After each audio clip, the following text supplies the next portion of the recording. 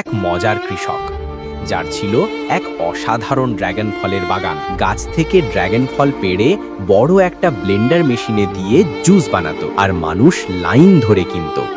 আহা, এমন জুস তো স্বপ্নেও খাইনি। কিন্তু একদিন হঠাৎ সে গোপনে ঢুকে পড়ল ড্রাগন ফলের বাগানে। গাছ ড্রাগন ফল খেতে শুরু করলো। শুধু খাওয়াই না, দুষ্টু ভাল্লুকটি হঠাৎ আগুনও লাগিয়ে দিল পুরো বাগানে। কৃষক কাঁদতে কাঁদতে ফোন দিল পুলিশকে।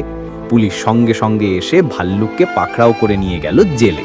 কিন্তু ভাল্লুকটা যে বেজাই চালাক, সে পকেটের ভেতরে একটা ছোট্ট ড্রাগন ফল লুকিয়ে ফেলেছিল।